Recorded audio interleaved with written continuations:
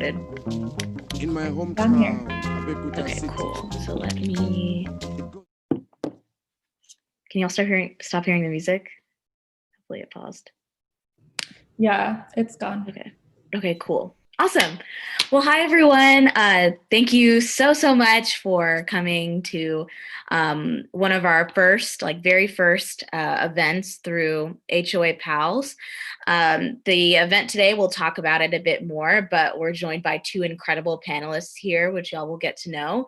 And we'll be discussing and bringing in some nuanced perspectives on this title right here, African Problems, African Solutions, a conversation on policing in African states.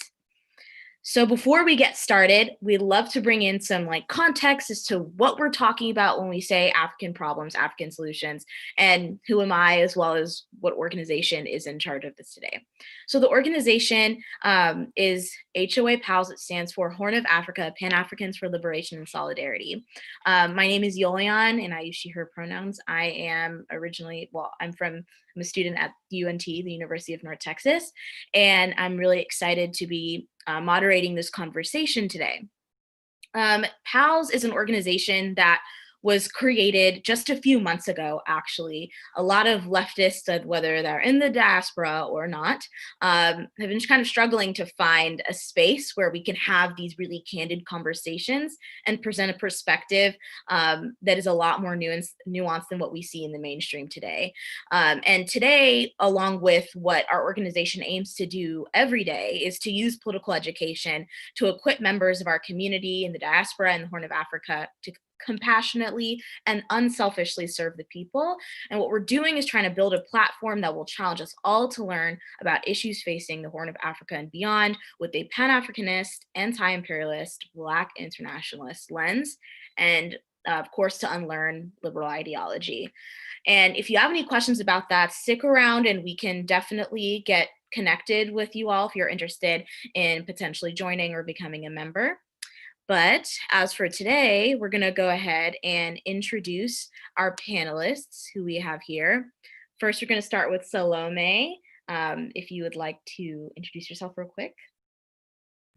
Yes, hi everybody. My name is Salome, and I guess the best words to describe myself is a scholar organizer.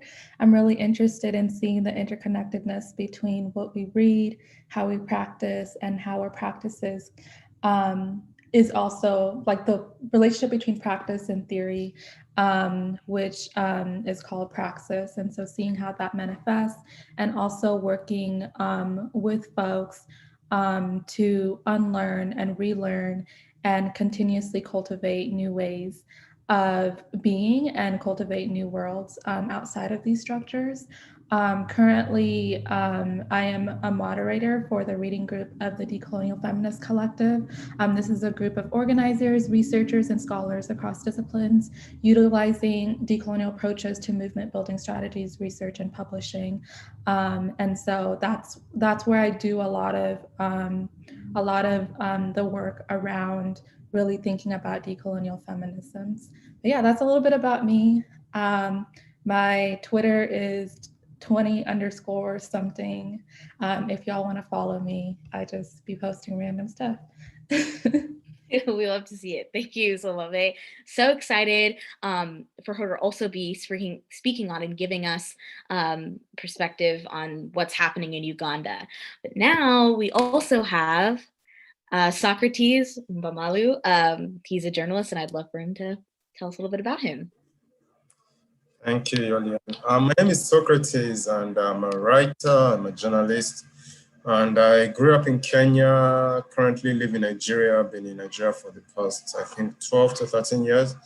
And I follow a lot of, I'm very much concerned about what happens in what I'll quantify or qualify as the less covered part of the society, the society where, in quotes, those that wash their hands without water that trickles from the taps kind of society. And I'm very much interested in covering the people whom 1% of inflation kind of thing influences the most, and those who don't seem to make it to the conversation in the mainstream. also partly because I live among them. So I've written for various platforms like Vice, Al Jazeera, but I am a staff writer with This is Africa, and I'm also currently working with an organization called Foundation for Investigative Journalism in Nigeria, where we seek to kind of basically tell the stories of corruption in Nigeria and expose what's happening in the country, and hoping that, by telling these stories, that Nigeria becomes a better place to live in and corruption becomes a lesser place to exist in Nigeria. Yeah. Wow, that is incredible. Thank you so much for introducing yourselves, Socrates and Salome. Before we kind of get into what all these really incredible questions, and also a note, as you are all like listening to what our incredible panelists have to say today, we will be having a Q&A towards the end. So if you are able, don't hesitate to go ahead and put any and all questions you may have in our Q&A box. And you can be able to see that on your bar, like on a screen, wherever you're watching from. You can insert any of your questions there, and we will try our hardest to answer all of them or have our panelists answer them as well. So why the title, African Problems, African Solutions?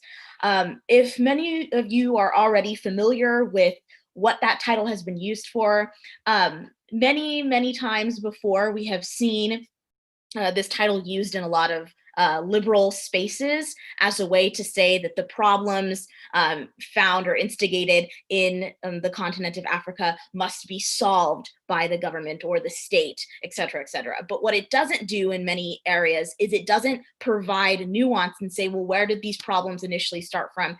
Creating an aggressive analysis on why these solutions have, these problems have manifested in the first place, and what the solutions look like to the masses and not just to the state. And so a lot of people today, we're going to be talking about whether it's Lagos, Kampala, what this outrage over police brutality has looked like in both of those states in particular, but also across the world. I'd also love everyone to challenge themselves in this space today, that when we're talking about police brutality, we're also going to be talking about a lot of other issues, such as class struggle and why that has to do with the problem of police violence in the first place. Who's affected by police violence?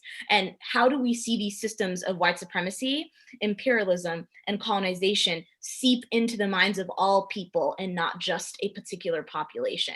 Which is why we're going to be centering Africa and African states. And that's what we mean by the phrase African problems, African solutions, because we want an Africa for and by Africans and not necessarily utilized by other imperialist forces. So hopefully that gives you all a better perspective on why we used that title today and what we're going to be talking about.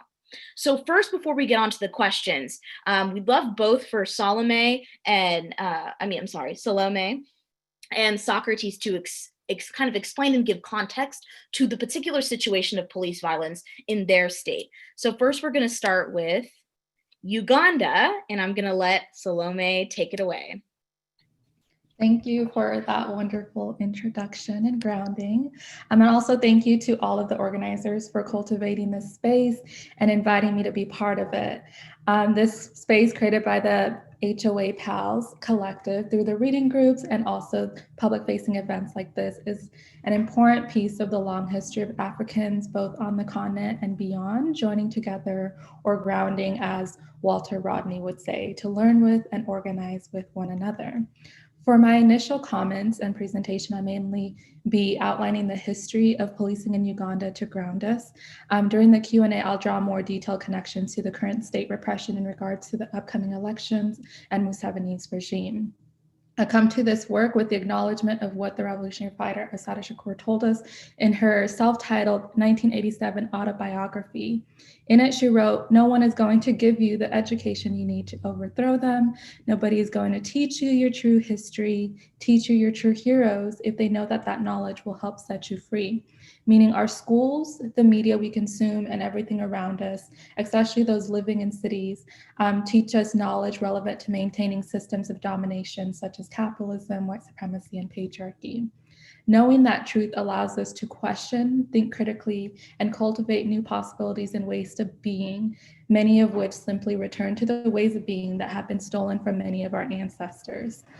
Again, I appreciate the HOA for cultivating this space for so many of us who have needed it, where we can gather, imagine, organize, and relearn. You can change the slide. I'll return to Rodney now to ground our discussion on policing in Uganda. Walter Rodney was a Guyanese historian, academic, and organizer whose work influenced various movements to organize with a meticulous knowledge how Europe's quote-unquote development is a direct result of quote-unquote underdevelopment in Africa. His writings and work were influential and threatened the power of the state, leading to his assassination in 1980. Currently, his family and the people he has touched continue his work through the Walter Rodney Foundation, based here in Atlanta, Georgia, and several other methods like reading his 1972 book, How Europe Underdeveloped Africa. One key element of the book is where Rodney outlines the colonial roots of policing in Africa. An example he gives is the First Cold War, where Britain and Germany were fighting for possession of East Africa. During the war from 1914 to 1918, the British had the King's African Rifles, which were large bodies of troops trained to protect the British Empire throughout the Horn of Africa. Though the King's African Rifle were led by ex-Britain military fighters, most of the soldiers Rodney outlines were Africans. In fact, in 1918, there were 35,000 counted fighters, and 9 out of every 10 of them were Africans fighting for the side of the British. On the German side, there were 3,000 Germans and 11,000 Africans by 1918. Rodney wrote, "Africans were fighting Africans to see which European should rule over them." My questions are this: what encouraged so many Africans to fight for either side? What conditions made it so that this became the reality? And why would Africans fight on the side of any country, Britain or Germany, trying to take and continue possession of them?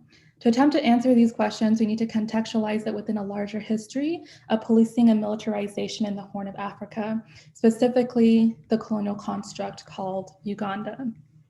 Similar to histories of policing in the US, for those based here, the cultivation of police in Uganda was due to the need for colonizers to extend their power in controlling their quote-unquote subjects, movements, and the state's property. In both the US and Uganda, this meant Black Africans. In 1899, the Uganda Police Force was formed by British colonizers as a paramilitary force under the name Uganda Armed Constabulary. The British love fancy names, meaning the police was an extension of the military, the same military utilized to colonize. The British officers in charge of the Uganda police had experienced policing for British interests in Palestine, Jamaica, Gambia, Nigeria, Kenya, and throughout the British Empire. If I have not made it clear yet, let me explicitly name that the colonial construct called Uganda's police system is based on British colonial rule, and as such, based on British law. The high-ranked officers were all white British, but even if the officers and military aides and those at the top ranks were Black Africans, what would that mean given the roots of policing are based on British law and the interests of the state to protect property? It would simply mean Black Africans protecting colonial power. The police will do what it was cultivated to do always. No matter how much the people in charge look like you or speak your language, the institution of policing in Uganda was created in response to crime and administrative requirements of the colonial government, not in the interest of the people living there. This is a very function of police. The force was also created to suppress rebellion against the colonial government policies. At the start of the early 1900s, there were clashes in several parts of the country, including the 1907 Yandira rebellion in Bunyoro, protesting the colonial imposition of Baganda chiefs on Bunyoro, opposition of the growth of cash crops like corn in Angola in early 1903, and the Lamonji rebellion in 1911 in northern Uganda. I say all of this to highlight that at every state of state repression, people fight. Colonial powers know this, and that is why they have police and military to fight opponents of their rule and protect their property. The police state is there to protect property. Its very roots are grounded in capitalist interest. grounded in the exploitation of people for the profit of colonizing powers. It is not in the interest of the people, nor can we make it be in the interest of the people. There is no hope in the police state. And so that is why we must create new worlds and ways of being outside of those systems. In the case of Uganda, cash crops like cotton are not there for the interest of the people. It is there so that the British can exploit them for their labor and profit off of that. From the time of colonization beyond, the job of military and police is to maintain the flow of capitalism and dominance. In Uganda, between 1930 and 1940, there were increased political pressure and rebellion against colonialism. Thus, the police was involved in suppressing strikes, tax evasions, riots, rebellions in areas of Acholi, Higazi, Baganda, Buguzi, and several others. You can change the slide. I'm gonna turn now to Franz Fanon, and of course I gotta take a drink of water before I do that. But psychiatrist and philosopher Franz Fanon, in writing about violence, in capitalist countries, a multitude of moral teachers, counselors, and bewilderers separate the exploited from those in power. In the colonial countries, the contrary, the policeman, the soldier, by their immediate presence and their frequent and direct action, maintain contact with the native and advise him by means of rifle butts and rampon not to budge. It is obvious here that the agents of government speak the language of pure force, even by their very presence and existence. In this way, we can start to redefine the meaning of violence. The state in itself, its existence, is violence. The violence manifests and continues wars, in hunger, in patriarchal violence, and in literal killing of people. Understanding systemic dominance in the ways it materially manifests as violence allows us to rethink the position of protesters, or quote unquote, what some media outlets say, looters, and all those responding to state repression. Redefining violence allows us to see the myriad ways it manifests, not only through the police and military, but through the very existence of the systems, including the law. In her recently released publication entitled Afrofeminism and Decolonization, Dr. Sylvia Tamale argues that modern law in African contexts is a product of colonialism, not necessarily as a way to negate the weaponry that went into the colonial project, but more so to show the civilizing mission of the British legal systems, along with police in Africa. One of the ways this manifested is the very cultivation of what we now call Uganda. The transition of multiple ethnicities, including Baganda, Lango, Busaga, and Buganda from multiple communities with varying social orders and trade. For one example, Acholi folks whose land transcends the borders of Uganda and the borders of South Sudan, turned into a single nation state called Uganda through violent British rule. Dr. Tamale points to the ways in which colonists set up local courts administered by chiefs and headmen to enforce traditional justice, which they baptized customary law. The French, for example, explicitly decreed that customary law was only to be applicable if it was contrary to the principles of French civilization. It would also be inapplicable if it was incompatible with any written law. Many African legal systems, including Uganda, still carry variants of this repugnancy test that hierarchizes the pluralistic system that the law to this day. It is clear that the justice and morality to which customary law had to defer were based on colonial standards. It is therefore mind-boggling to think that many quote-unquote independent African states still carry this racist test for assessing the validity of their customary norms and practices. Uganda's first constitution of 1962, which is not much different than its current constitution, states that the role and purpose of the police is for the prevention and detection of crime, the apprehension of offenders, the preservation of law and order, the protection of property, and the due enforcement of all laws and regulations, and as a military force, discharge military duties. That is the job of the police. The job of the police is the job of the military. The job of the military is the job of the state. Law and order in this case is law and order of the British colony. The law is based on British law. The country of Uganda is cultivated as British colony. So therefore, anything connected to that, whether it be the police, elected officials, et cetera, will be grounded on that foundation whose roots are in colonialism. So just to jump from independence to Museveni, the police and politics of colonial construct called Uganda are very interconnected, as y'all have seen, even after quote unquote independence from Britain. Much of the same institutions remain in almost every president in Uganda, from Milton Obote to Idi Amin to Museveni, have been by military force. And I'll stick to two examples relating to Museveni's Acholi genocide backed by the US. And each of these examples were sourced through Pama Bazooka News. But if you want to learn more, look up the Brilliant Genocide on YouTube and search Museveni Acholi genocide. So the first example is during Museveni's 34-year rule since 1986, his army drove 90% of Acholi people into refugee camps where many died of starvation, disease, and self-harm. Though Museveni justified the refugee camps by claiming he was protecting the Acholi from the LRA. Secondly, in October 2011, our very own President Obama sent 100 US Special Operations Forces into Uganda's northern region to, he said, help the Ugandan army protect the people by hunting down Joseph Khan, the leader of the Lord's Resistance Army, commonly known by its acronym LRA. Now, however, many Acholi and other indigenous groups of northern Uganda say that Ugandan President Yoweri Museveni attempt to evict them from their lands is what really threatens their survival. These contradictions are shown in the documentary A Brilliant Genocide. I'll broadcast a snippet of it to end my portion.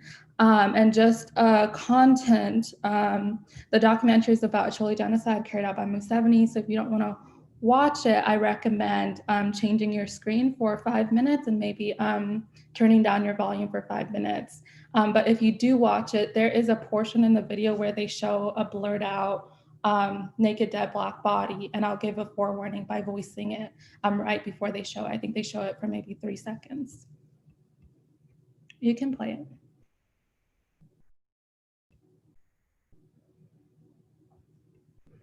I don't hear it. So sorry. Go to my share. It should say share computer sound. Okay. Can anyone hear that? No? Okay. This was working earlier.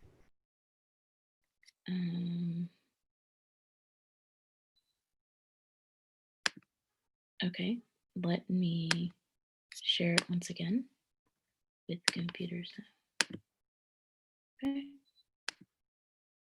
In Rwanda during the massacres, where people actually saw the visuals, the images of people being chopped by machetes, you could see the blood flowing.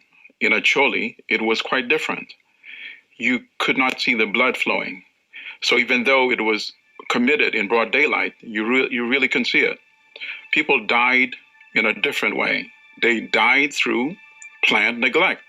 No food, no hydration, no medical health care, lack of sanitation, sexual violence from the soldiers who were meant to protect them.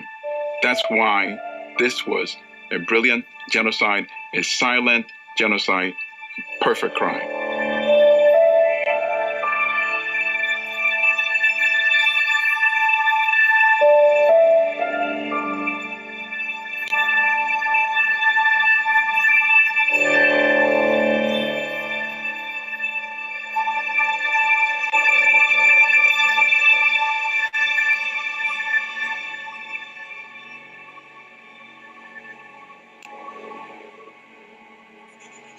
The Western governments who stood by Museveni, who supported him, who sponsored him, who became his advocates, provided him with a lot of money, they knew full well who Museveni was and is, what Museveni's regime was doing.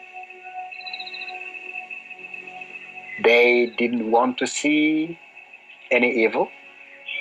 They didn't want to hear about any evil, but they knew about the evil.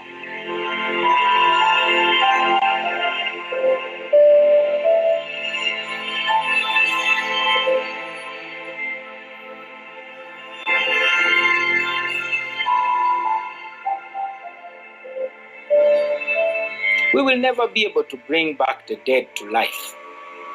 We will never be able to restore everything that was destroyed by the soldiers acting with impunity.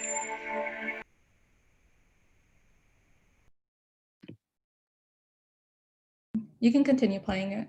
Oh, okay. What about we who are the victims? Some of us, we've lost members of my family. I lost about 6 members of my family, including my brothers, my cousins. Nobody talks about them. And they were not political people. These were people who are in the village. Simply ending hostilities and moving forward without reckoning with the past doesn't guarantee peace. It's only making people confront what has happened and forcing them to say this won't happen again, and holding those who are responsible to account. That's the way that you ensure peace. And that's the way you provide justice for people who've lost so much.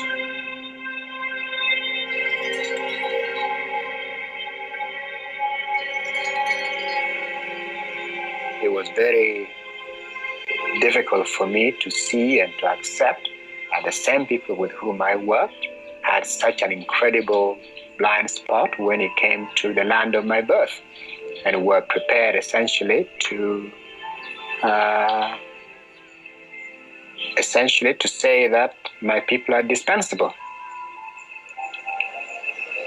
Very, very sad, very painful.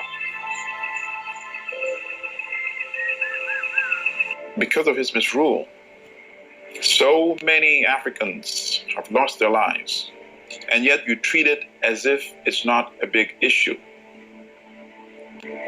Then that's a clear indication to everybody about the value that you attach to the lives of Africans. And there's no other way to see it. The crimes committed against people in Uganda, in Central Africa, would not be tolerated if it was being committed against Europeans. And that's what it boils down to. It's a sad testament, but it's the absolute truth.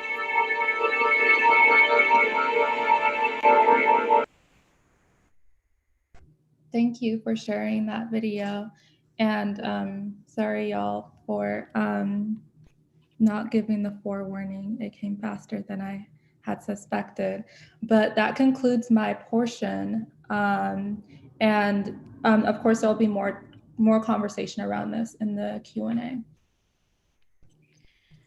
Awesome. Okay, thank you so much, Salome, for providing an incredible framework and background and context to what's happening specifically in Uganda, but all of these states and the same problems that persist throughout the continent. So Socrates, now if you can kind of also provide some context and background to the NSARS movement, but also Nigeria in general.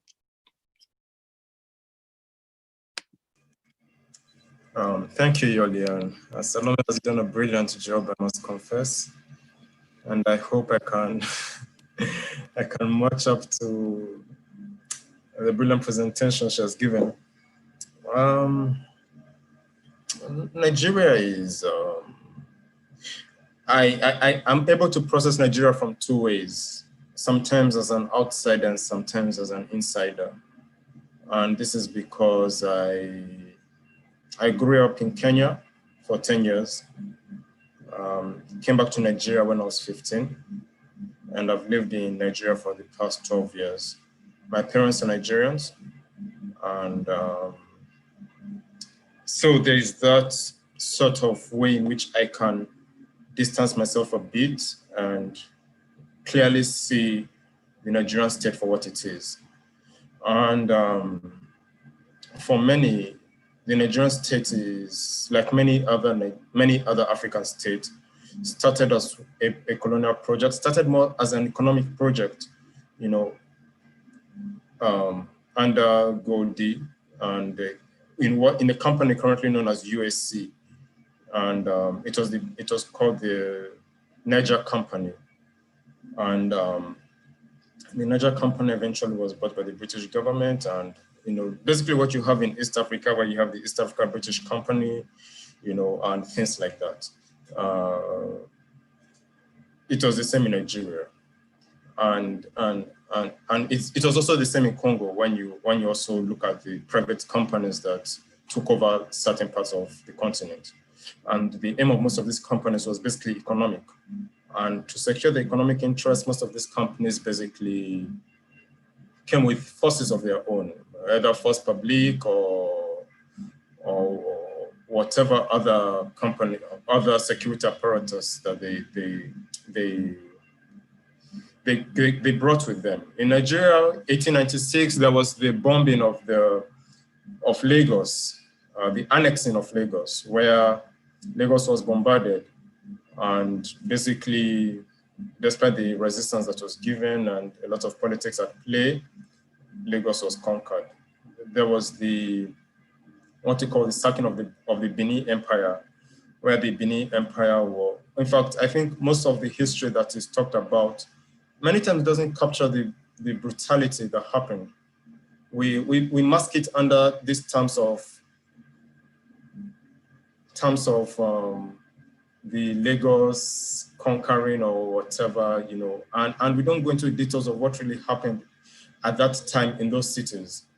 Because in Benin, for example, what happened was that Benin was basically brought down. The Benin kingdom was brought down.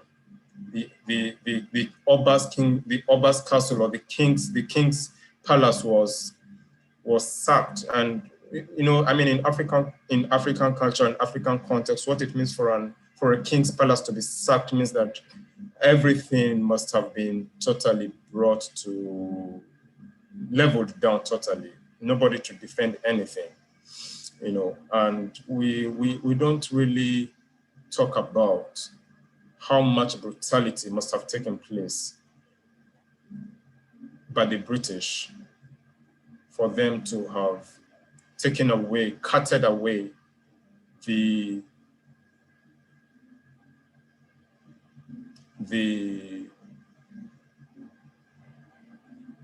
artifacts we see in the British Museum currently. And most of these artifacts that they took away were what were in the king's palace. And of course, they must have been of specific dimensions or of specific standard. And that was one of the ways in which we see brutality taking place in the context of Nigeria. In northern Nigeria, there was brutality that took place. The little resistance that was given by northern Nigeria was squashed, basically. In Enugu, there's what is called as the Evil Valley Massacre, where the workers who worked in the coal mines were basically massacred. I think this was in 1947 thereabouts, because of their protests against the British. There is the 1929 Aba women riots, of which many historians have even contested using the term riots, because riots seems to depict those women in a certain way. But the brutality that came from what happened basically came from the British. And those women, it wasn't what we seem to qualify as, you know, you just go to your houses and everything will be peaceful. No, I mean, people were killed. The women stood their ground because they were taxed, you know, and this was something they were kicking against. You know, and these are incidents, these are events that took place across many parts of Africa. People protesting for their rights, people protesting for their dignity, and those dignities basically been squashed in various ways. In Kenya, we saw that in so many ways, whether it was the British fighting against the Nandi resistance, 1896 up to 1905 thereabouts, where the Nandis basically resisted the British coming to their lands, either by taking away the railway line, the steel irons that were used to build the railway lines across their roads, you know, such things, such little resistances. We can talk about South Africa where all these things happened. But this doesn't remove from the fact that when it comes to the issue of brutality, it was the British who first laid the pipelines of that. It was the colonialists who laid the pipelines of that. And I sometimes read a lot about Congo, and especially in Congo, there's no way we can quantify how that happened, especially. In Congo, to go to the rubber plantation it was almost a death sentence. If you come without the right quota, your family is killed. There is this picture of this man who is looking down at the feet and hands of his daughter. He has come back from a rubber plantation. He's not able to meet the quota. His name is called Nsala. And because of that, the hands and feet of his 5-year-old daughter are cut off. And he's there looking despondent. And when I followed through the story, I heard his wife had also been killed. And these are the brutalities that happened either in sugarcane plantations, either in Tanzania, or in sisal plantations, either in Tanzania, or in various other plantations across the continent, because these plantations basically were serving an economic purpose for Western European states. Now, Salome has already laid a very good ground about what happened in Uganda. That ground is similar to what happened in Nigeria.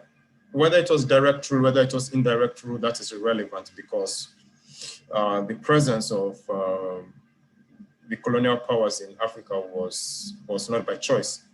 This evening, actually, even before this presentation, I was talking to someone, and he comes from the line, and many Nigerians who are here would know, he's talking of the line, he came from the line of someone who is called Jaja of Opobo. So Jaja of Opobo was a king in the Niger Delta who used to sell palm oil. And he used to export palm oil directly to Liverpool before the British came. And when eventually things started, the British colonization started taking place in Nigeria, he was taken into exile. And that trade was cut off.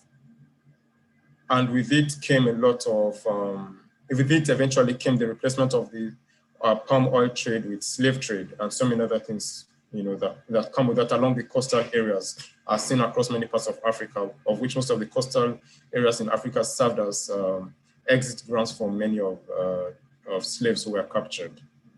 And I was talking with him today, and we were talking about the Niger Delta. And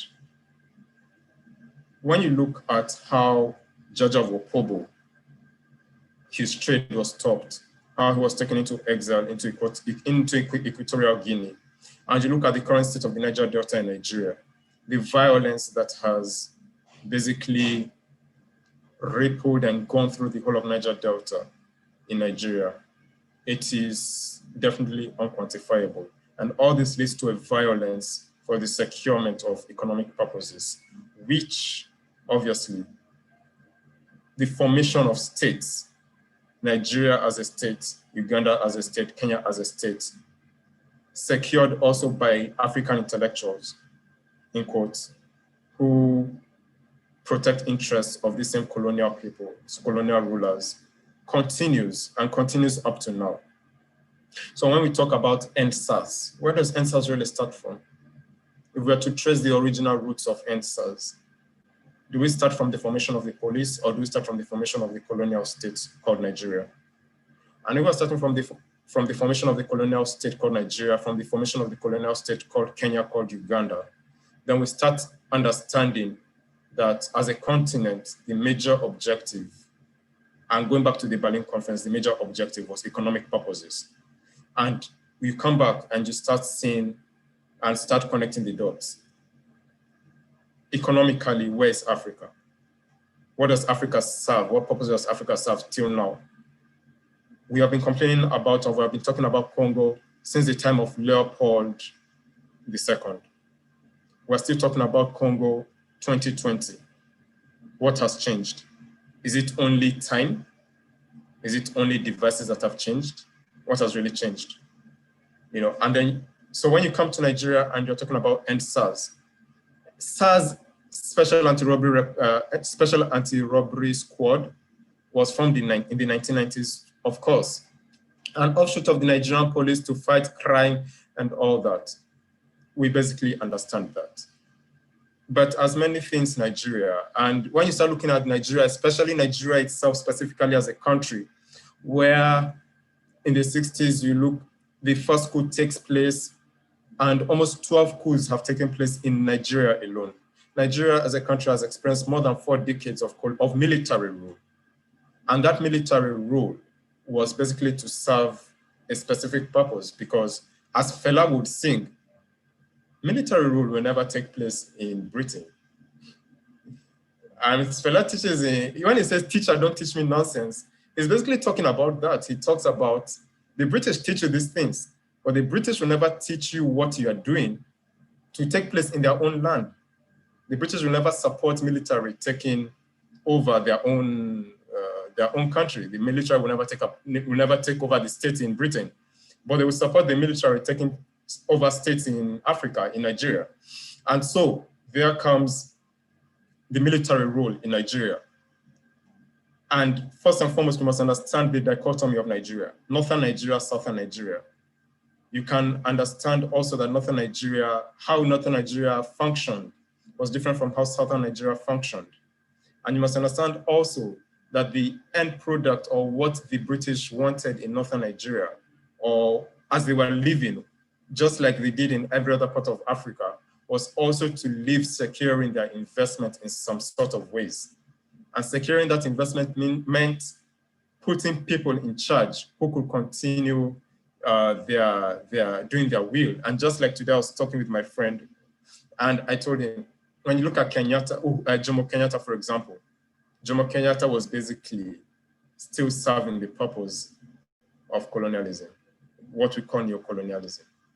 And it was basically such that even when the British left, they still had the land intact, because it was part of the deal they signed, you know, and this continues in all African states. And when you look at what the state was, and I majorly usually question the myth of founding fathers. Who are founding fathers really? And we find that founding fathers is just something we take from the West, from America, and we uphold it so much in African states and celebrate these so-called founding fathers without questioning their legacy first and foremost. And by the time you start questioning their legacy, you start understanding that you are dismantling something. Because understanding that these founding fathers actually were used as puppets to uphold the state in some way. And by upholding that state, it meant you continue the crimes. So therefore, someone like, Nigeria happens as a state, independence comes, we come with a flag, we come with a national anthem, we come with a national pledge in a country that has over 600 ethnic groups. How does that make sense? And because you have to secure this land, you therefore form a force, the army, the air force, the navy, the police. And because these police have to secure the GRAs, you know, the reserved areas, which are mostly occupied by colonialists, you know, securing their property. And in the context of Nigeria, that wasn't even a settler state, because in settler states, it was worse. And in Nigeria, where it wasn't a settler state, you start seeing the fact that the police served this particular function, you know, of securing the GRS. The black man shouldn't, or the African shouldn't go towards these areas. You are not supposed to walk this way. And you have laws also that that also portray this kind of thing. No loitering. What is loitering? And Keji talks about loitering as resistance. You know, because you look at loitering and you start asking yourself, walking around my street, do I consider this as loitering? But loitering was what the British, was what the colonialists came up with to signify that they don't see anybody of your skin color, of my skin color, walking around this area in a reserved area. And you continue. Also, Yolian, do you have something to say? No, I actually said you've been providing really great points and starting to actually answer some of the questions that we have. So would it be okay if we go ahead and just get into the questions? Yes, please. Yes, okay, please. Great. Thank you so much, both Salome and Socrates, for providing really great historical context to the situation that we're talking about today. So actually, in this case, when we were talking about Nigeria and Uganda, it has always been viewed as states that are like wildly like hailed by Western media in one narrative, but then portrayed differently in many other ways, depending on kind of what the political purpose the media has to serve at that point in time. I would love for y'all to kind of answer maybe how a little bit already you kind of started, how did SARS and the end police brutality in Uganda start, but what was like the triggering point, and how can you kind of talk a little bit about if there's a pattern, because we see these problems happen and then we see like every few years it kind of like gets pretty big and it blows up on either social media or many media platforms. What does that look like from the media's perspective, as y'all may have seen or researched? Salome, would you like to go ahead? Yeah, I'll start with the first question about kind of how police brutality Uganda started. So Uganda is set for elections in January 2021, and the seat for president, which has held by Museveni since 1986, even though elections keep happening, each time there's an election, there is ceasefire, which is, so he's been in office for 34 years, which is before most of us, I think, were even born or were a thought.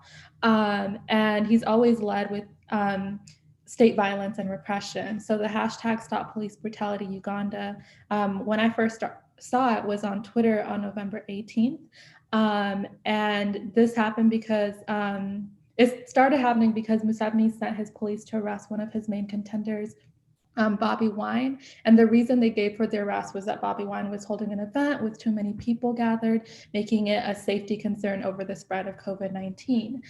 But there's like a lot of disconnects to that, because first, like the cry that, you know, you're going to cause COVID-19 deaths does not necessarily make sense, especially considering that these arrests have led to the police killing 50 people, which is 25% of the reported total COVID deaths in Uganda since the start of the virus. We all know the discrepancies with, of course, reporting, but nonetheless, Museveni's measures are based off of those official results. And second, despite attracting similar large crowds, Museveni's party, which is the National Resistance Movement, they had events going on in Gulu and in another town, and those did not go uninterrupted, even though they also had crowds.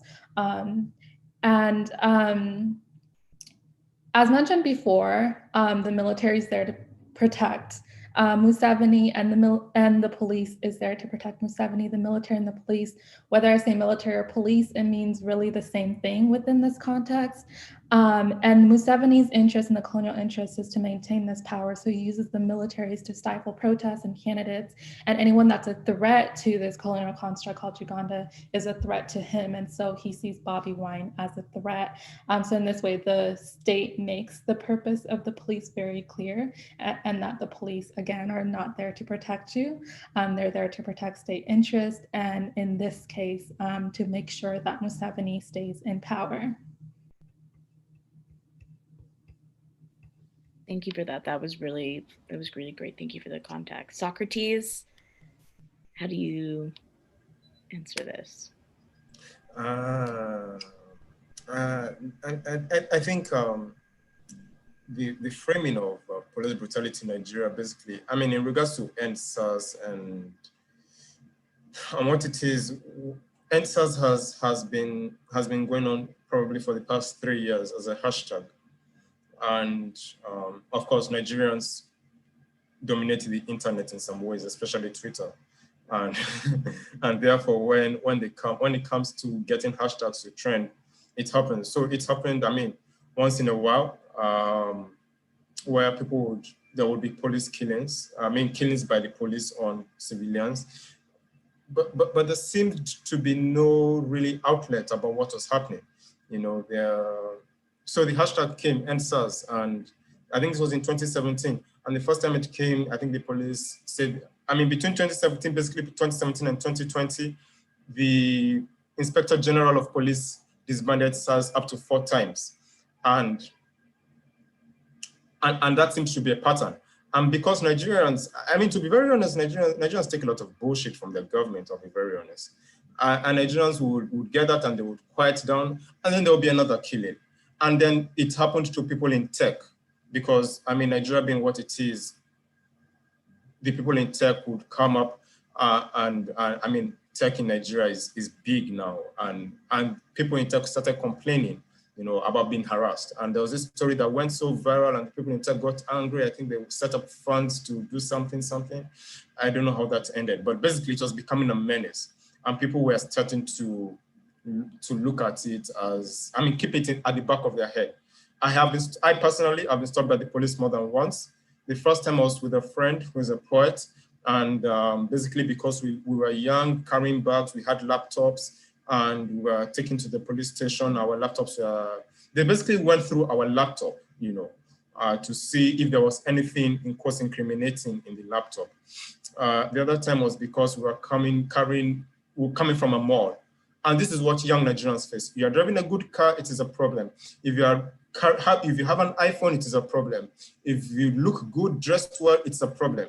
And many Nigerians, you know, would purposely sometimes even leave their phones in the house just not to be stopped by SARS. And eventually, I think there were various trigger points that didn't really spark Nigerians coming to the streets. Because you must also understand the culture of protests in Nigeria. And the culture of protest in Nigeria is such that, for example, we are so used, or Nigerians are so used to having people who would protest, use those protests as a platform to enrich themselves into government posts. And therefore, Nigerians didn't trust protests a lot of times. The protest that took place in 2012 against Goodluck Ebele Jonathan regime on the 2nd of January in 2012 was against the increase in fuel and the removal of subsidies. And that was probably the largest protest that had ever taken place in recent times then. And those who led the protest then are those who are currently in power now. So therefore, who are you going to trust to protest? Now, when the NSAS kept on coming in, going out, and it became an issue on social media, there was a killing that took place in a place called Ughelli in Delta State. And when that took place, what happened was that there were protests in that particular part, which is in the south part of Nigeria. And it went viral and everybody was angry. So apparently it was said the police had shot someone and taken his car and run away with his car. It was reported later that the person didn't die, but the police took his car. Now, the next 2 days, NSAS was trending. It only took one person to say, you know what, I'm going to the Lagos State House of Assembly. I'm going to protest. Meet me on the 7th of October. And prior to this, 1st of October is usually Independence Day in Nigeria. But this year, it was different. Nigerians were so angry. Buhari had come under the notion of change, bringing change to the people. Buhari was a former military leader who had a bad record in 1984. Somehow, because of lack of history, Nigerians still voted him in 2015. And basically, yes, we were reaping the repercussions of that action. Boko Haram is having a field day up to now. The economy is in shambles. Nothing seems to be in control. You know, it's almost like W.B. Yeats' poem. You know, the falcon cannot hear the falconer. Things are falling apart. And now, when the 1st of October independence took place, it was so pessimistic. I mean, and the government coming with this whole charade of, we are doing this 60-year, whatever they were doing. And Nigerians were so angry. Within that space, this person was shot. Protests started in Ughelli in southern Nigeria, Delta State.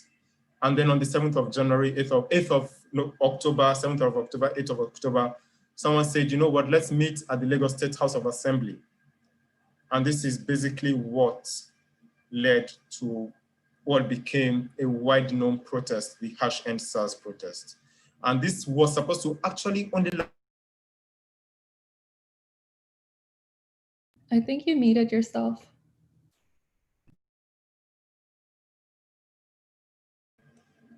Am I muted?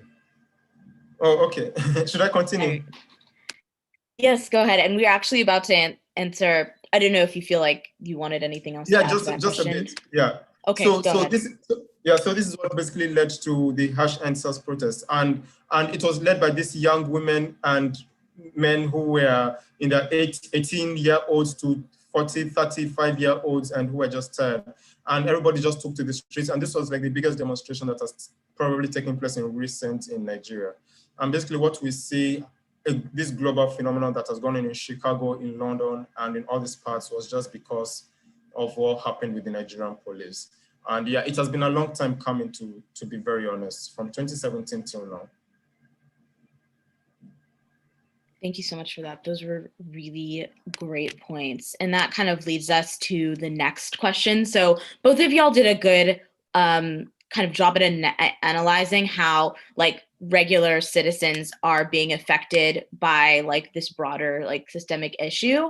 So then how would y'all see average like citizens viewing the state itself and the institutions surrounding it that answer to poor and working class people? And how do you see that serve their interests? What's the class nature of Nigeria and Uganda? And how has that maybe changed the in terms of like the economic crisis? How has that changed the perception of police over the years, if it at all has? Feel free to respond. I think so. Okay. So in the case of Uganda, like many other colonial structures, Uganda's class divisions are very much interconnected with which ethnicities/groups have had state power and were in closer cahoots with the colonizer body, in this case, the British body. So growth in Uganda today is still measured through the neocolonial lens of like GDP, Human Development Index, and other tools that measure the countries whose quote unquote underdevelopment is a direct link to overdevelopment of colonizers. Through the people I know living in Uganda, mainly living in the north as opposed to Western Uganda, where the living conditions are quite different, most folks do not believe state institutions answer to poor and working people's interest. They understand that the state equals the police, which equals the military. And to them, the state means Museveni, the police means Museveni, the military means Museveni. So they rely on each other for substance. And most folks' interactions with the police in Uganda are either harassment for money, to enforce militancy, or to just simply intimidate you with your presence. In my interactions with police in Uganda, it's usually been to take some type of money for whatever thing they want, or to harass, especially coming from, usually when going from up north, which is about 12 hours from Kampala, it's not border check because there's not a border, but they do check your passports and your visas, etc. And that could be very intimidating for folks, especially refugees up north. And so even thinking about what the state has done with the COVID pandemic, which they claim is the reason for arresting Bobby Wine, they've increased transportation costs. There's been, like similar to the rest of the world, there's been increased cases of domestic violence. And most cases in Uganda, of course, do not get reported because the folks, this legal system is not a system that's really cultivated for them. Dr. Tamale mentioned that only 5% of Uganda's population look to formal law systems to quote unquote find justice, which I argue cannot be won through the state anyway, because as we mentioned, all laws are based on Britain law, and Uganda as a country, like most African countries, are a colonial project.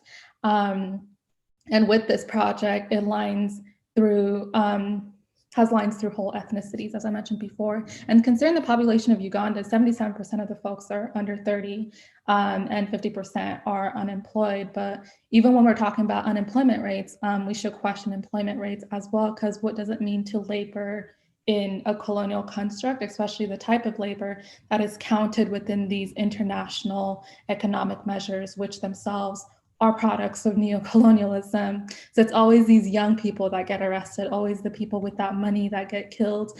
And with this particular protest, hundreds of people were arrested, 50 people died within 3 days.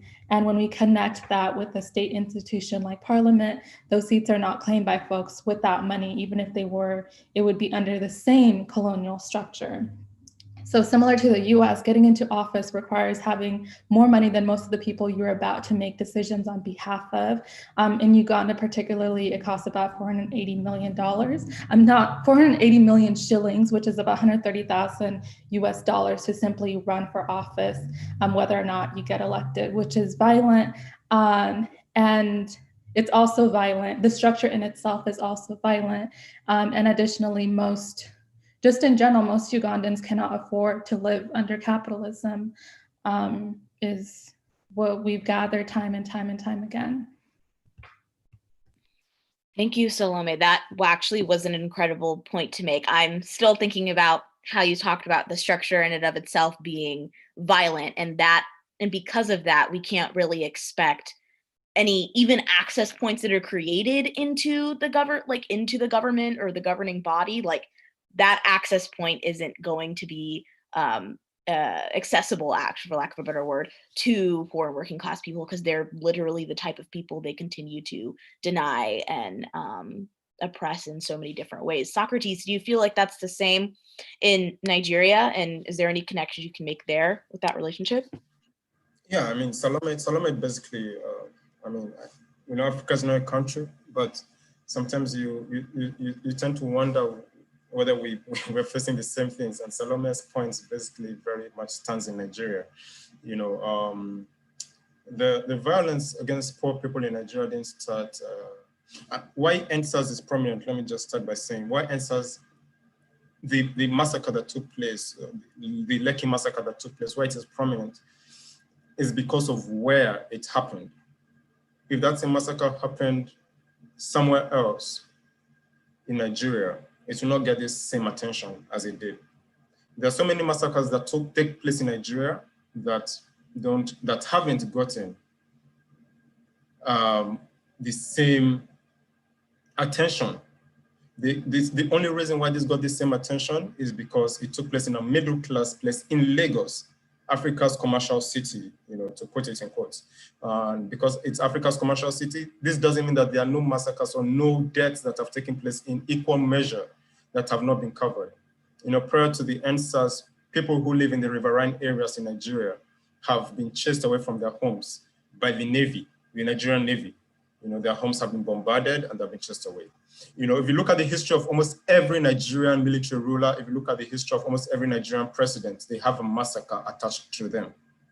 I can start with Gowon, the massacre of the Igbos in the Civil War.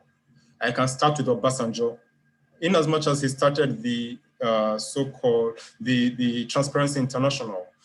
During Obasanjo's tenure, there were two massacres that took place in Odi, and there's another place that I've forgotten the other place, but these massacres happened under his watch and he justified them.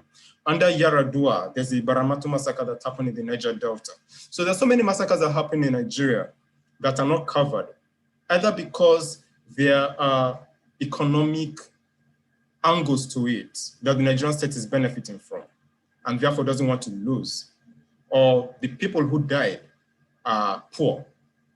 And this very much plays in Nigeria. And in Nigeria, to be poor is a crime. Basically, it is a crime. Because once, for example, and this is what we see also in EndSARS, in the SARS protests, and in SARS also, because when SARS comes, they're asking you to give them 500,000 Naira, for example. I have been to 2 panels now in 2 different states outside of Lagos. Those panels are not receiving the same attention as the EndSARS panel in the judiciary panel in Lagos is receiving. But if you look at the cases that are happening in those panels, there are cases whereby probably this person was in his home, he only has a wife, he's a farmer, he's taken away from his home and kept in prison for more than a year. This person is a beer parlor seller, he's a beer seller, he's taken from his place of work, and he's kept in prison for the next 2 years, charged with armed robbery. And the Nigerian judiciary is part to this criminal enterprise also, because they also don't do their due diligence, in following up these issues. So apart from the Nigerian police, the Nigerian judiciary is also part of it. And you find that class plays a huge role, especially in Nigeria. You come, and Nigeria is a state where you come to, and the first thing you're smelling is power, right from the immigration officer down to the police, down to the, in fact, when you go down to the person that is opening the gate for you of your estate. If you're driving a car that doesn't look good, and even if you live in that estate, they will question you. They would ask, are you part of this estate, And so you look at that, and you find that it is actually, unfortunately, very sad that when we talk about people dying, we don't count the poor. We don't tell their stories. And the only reason why NSAS has gotten this much prominence is because it is the middle class that are leading it and that are involved. That was an incredible point and perspective to bring into the conversation, and proves even more as to why it's so important that when we do have these conversations about the police state, that we don't leave out class and the nuance that class brings into this conversation. So thank you both for answering that incredibly, which kind of goes into the next question about, from there, do any of y'all see any potential labor movement or any just mass movement organization that either is behind these protests, that have been fueled by these protests, or any sort of demands to restructure what we see as like economic arrangements in these states, and how these conversations happened? In the case of Uganda,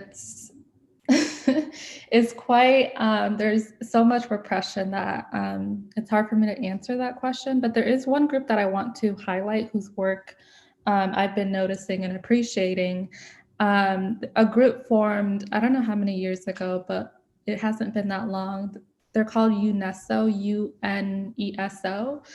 So it's a national network that brings together all sex worker-led organizations in Uganda, irrespective of their sexual orientation, gender identities, and nationality. If y'all want to look them, they're on Twitter at UNESCO Uganda, and I'll put it in the chat when I'm done. But I find this group particularly important because sex work is work, and it's constantly under attack by police and other violent government institutions. And the folks that are working even like under this umbrella, they understand that the state does not protect them. Like the very presence of police is violent to them. And their very existence is against the state and the state's interests. So they take care of each other, particularly when it came to the pandemic. They distributed needs to their members across the country. They also have trainings and other support materials for their members. And so, yeah, just wanted to highlight that particular group doing work. I'm not saying that they were part of the most recent protests, but they're definitely doing work to take care of each other that's outside of the police state. Thank you for bringing that up and providing us such a really great example of like organization through like as a way to like fuel these protests. Socrates, for this question in respect to Nigeria, it actually reminds me of, I think, what kind of came up on Twitter one day during these protests, where people had found warehouses full of food and were just like having a party and getting as much as possible. And people were talking about how there were resources and they were like purposefully like kept from people who were poor and starving. And so if this has any connection to your answer as to how this plays a role in movement organization and protests, please do answer that. I mean, anytime I think of Nigeria, it's one of the most complex places, really, to be honest. When it comes to mass movement, Nigeria actually has a history of mass movement, you know.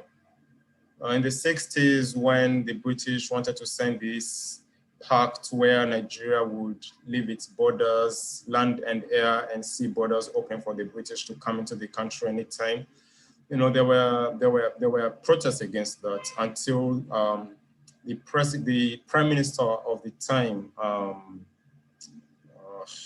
the first prime minister of the country, I forget his name, he basically had to stand down. So, I mean, there were protests when Patrice Lumumba was killed in Nigeria. There were protests. So Nigeria has protests has mass movement protests from student organizations to labor organizations. But the military weakened those mass movements, especially the Ibrahim Badamasi Babangida regime. Yeah, Tafawa Balewa was the first prime minister. So during Tafawa Balewa regime, they wanted to bring in the British and give them access to Nigeria's lands and ports in Kaduna and Lagos. So during Babangida's time, he weakened that. He incentivized, basically made corruption a mainstay in Nigeria. And therefore, labor movements, student movements were filled with people who were yes men to the government. And those who stood against the government were basically assassinated. Come down to 2020. In 2012, the Nigerian Labour Congress was partly involved in leading the mass movement that happened then. There's a party called the Labour Party in Nigeria, but has no seemingly recognition to the Labour Party movements in probably other countries in Europe or in Britain or anywhere, because the Labour Party movement in Nigeria also has been taken over by people who have money. So mass movements in Nigeria are highly political in the sense that they are used to antagonize people in power. Before the NSAS movement, there was supposed to be a mass movement organized by the Nigeria Labour Congress. Nigerians were already getting prepared to protest, and then just a night, like clockwork, and this doesn't happen just once in a while, it's something that Nigerians almost expected. Just like clockwork, Nigerians were told, okay, the Nigerian government has acceded to our demands, so therefore no protests. What this has done is that it has weakened the structure of mass movements in Nigeria over time. Now, coming down to what this has done in relation to protests in Nigeria, the NSAS protests had nothing to do with, for example, the labor movement. It was totally independent. And this means that it was organized, and because it was organized in such a way that there was no leader, it was very hard for the Nigerian government to curtail it. And because only what happened was that lead your protest in your vicinity, we will send you money either for food or for water, continue leading your protest peacefully. It was so foreign to the Nigerian government that they could not understand what was happening. And this led to them blocking the bank accounts of various individuals in the country. Now, when you come to the fact that, when it comes to this protest actually elevating the issue of police brutality, what the NSAS protest has done, especially because it was not started by the Nigerian Labour Congress, it has shown people that they can organize independent of the Nigerian Labour Congress. And therefore, they don't need to wait for the Nigerian Labour Congress, which seems to have been corrupted. They don't have to wait for it to make any demand, whatsoever.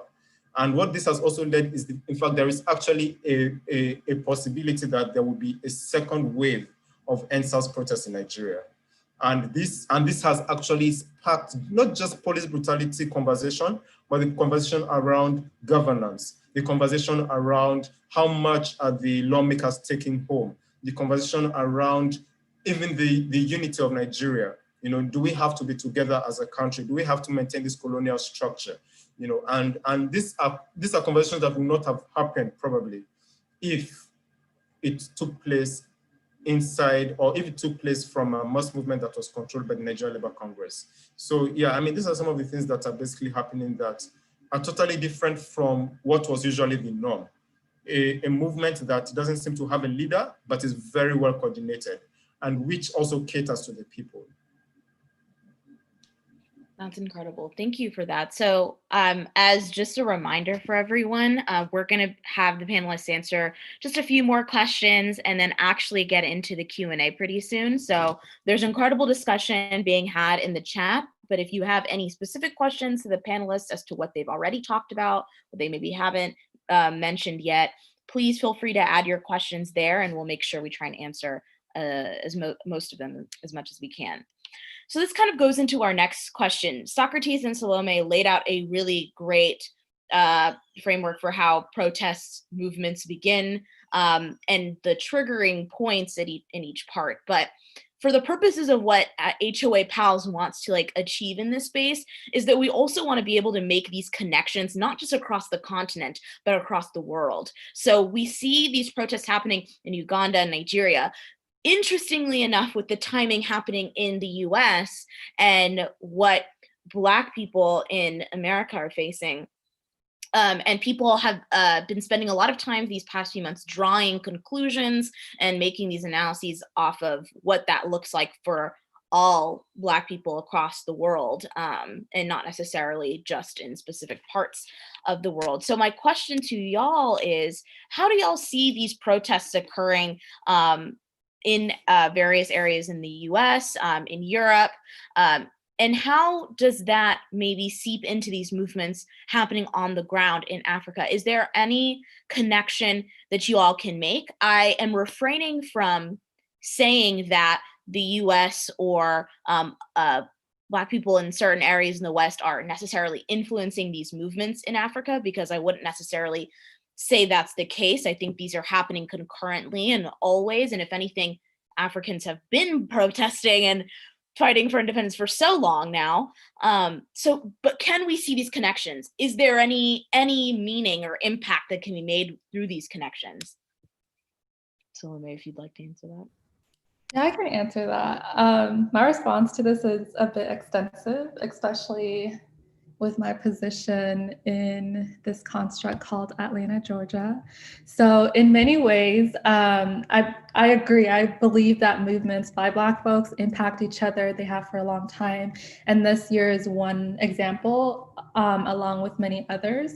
And so part of this is in organization and organizing. And I believe another part of it too is because the ways in which similar forms of state repression get used by movements globally, because similar to how, like, we're in communications with each other, but so too are the forces of domination, right? So in the case of Atlanta, the Atlanta Police Department has had a history of getting trained by the apartheid state of Israel, which has been true for Uganda police as well. The same type of training gets used and the same types of tear gas gets utilized to try to control movement, control fights against state repression. So these types of trainings have intensified further since AFRICOM, which stands for African Command Program. The program started at the end of the Bush administration, but was built up by the Obama administration. And the goal of the program is ultimately to repress any movements against US imperialism on the continent. So they have expanded US military bases throughout Africa. And in the Horn and Intercept report showed that in 2019, there were 11 bases, and one of them was in Entebbe, which is right by it's where the airport in Uganda, the main airport in Uganda, is located. So as far as the Black, like what I've seen this called by many folks, and particularly I'll name who coined it, but what they call as the Black misleadership class in Atlanta shows, the ways in which the police in Atlanta are Black, the mayor is Black, many members of the state house and Senate and several offices are Black. It's a very Black city. But as we've seen in the case of Uganda and even more recently South Africa, simply having Black people hold seats isn't necessarily enough if the foundation underneath is the same. They're still under the same system, a system that has been cultivated, especially in the US sense and in the South Africa sense, to maintain settler colonialism. So these same systems still leave Atlanta with some of the worst qualities of living outcomes, especially as it relates to housing. And this is in large part due to the system called gentrification, which is a byproduct of colonization, where state officials make deals to drive out poor Black folks out of their homes to make way for white and classed developers to take over. In an article entitled Killer Mike, T.I., and Black Misleadership Class, Devin Springer lays out the ways in which Black celebrities have been and continue to be utilized for state repression. When people are protesting and a window gets hit or a cop car burns, the Black Misleadership Class rushes to the pressers for the corporate media, CNN. They call the hitting of the windows, the burning of the cars, violence. They call that violence, but they do not, but not the fact that many Black neighborhoods in Atlanta suffer from food apartheid, nor that there are hella Black folks sleeping on the streets as home prices rise, nor that we are on stolen land. That is not claimed as violence. And part of that is because that's not their job. That's not their rule. Even when they are Black, their job is to maintain capitalism, white supremacy, patriarchy, and all the systems of white domination while remaining quote unquote cool and palatable and, utilizing the language of the people and, coming up with music and doing all sorts of things. And that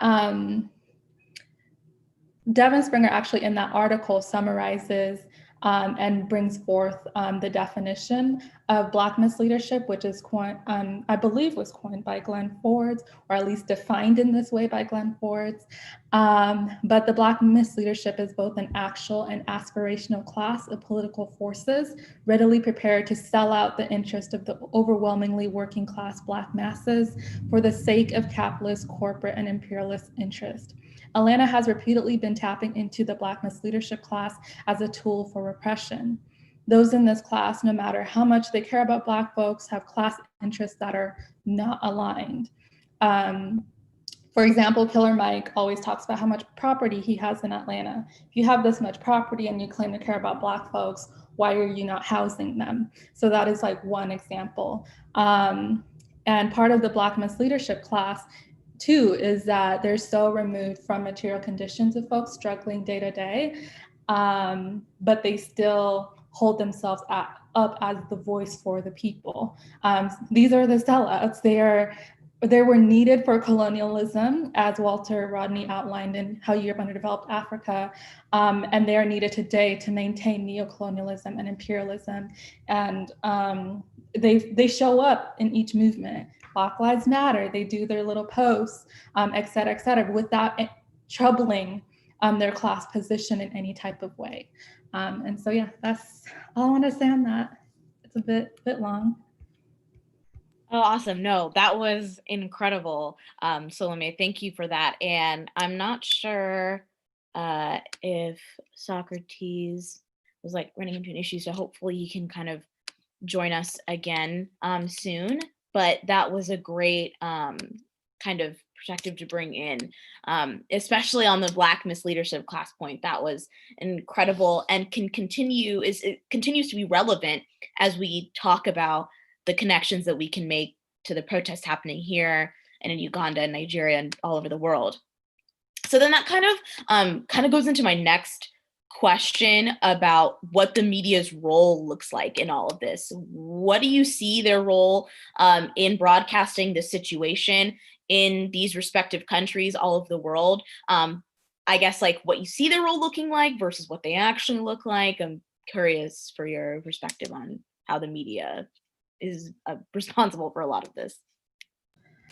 Yeah, so I personally don't try not to consume too much mass media, but it's kind of hard to avoid because it's everywhere in every corner, every scroll, everywhere. So when it comes to this particular issue that's been broadcast, it's been mainly painted as this is Museveni versus Bobby Wine issue, which is true, but it's also about state repression. But news outlets like CNN, Washington Post, et cetera, they're not going to point you to its connections with imperialism or how policing in Uganda in the first place, comes from this history of colonialism, because that would mean them also being exposed, because corporate media is very much, they're not there to tell the truth. It's part of the state building project.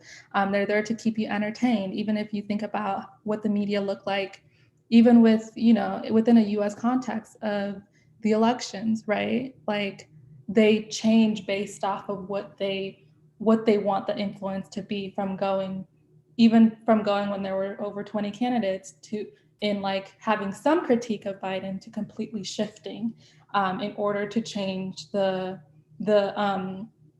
public mindset. And the language used to, particularly with the Uganda protests, the language used to describe protesters was similar to what we've seen throughout the world. So official news houses throughout Uganda have referred to protesters as hooligans. This type of language takes us back to previous notions around violence, who is violated versus who is violating. So the response to state repression through protests gets the young folks labeled hooligan.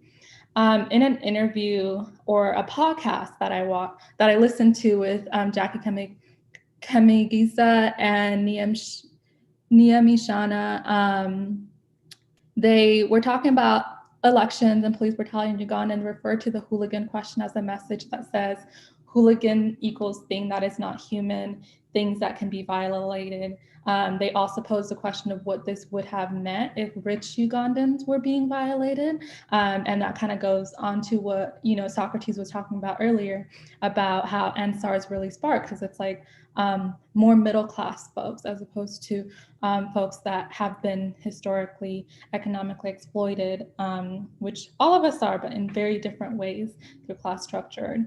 And so looking through large news media sites in Uganda, two that really caught my attention are the Daily Monitor and New Vision. I found statements such as, the circumstances under which we lost those lives is really regrettable, and it would have been avoided if our officers had used tear gas to disperse the protesters.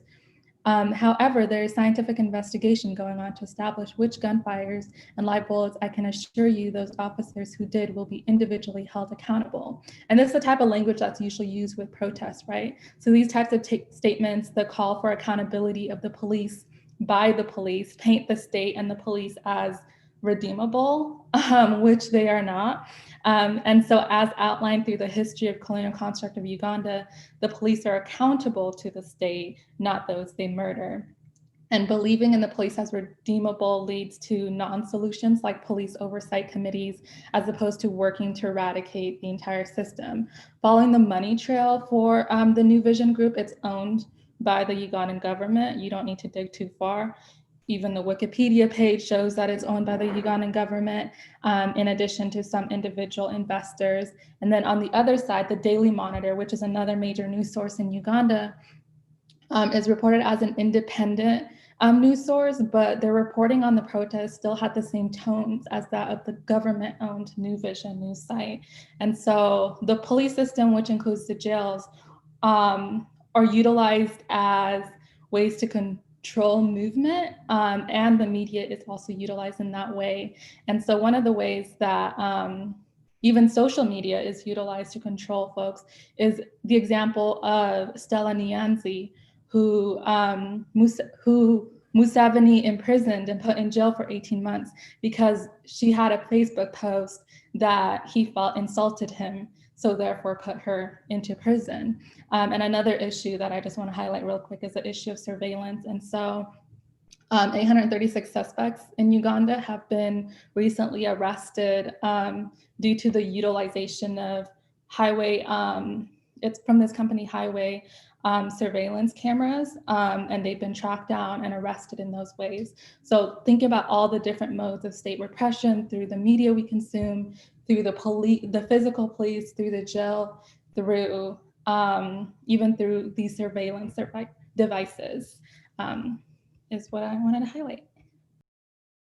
Awesome, thank you for that. And thank you, welcome back, Socrates. We're glad you're able to get back on. Yeah, sorry, my phone went off. Yeah, I thought I was No worries.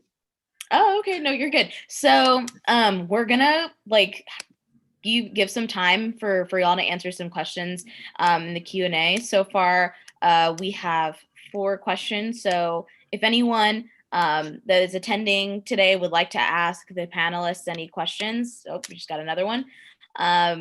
Please continue putting your questions in the Q&A box, and we're gonna leave out some time after a few minutes after we answer these last questions. So kind of the two last questions that we have, and it's kind of hard, I know, to keep kind of your answers as short as possible, especially with these kind of questions.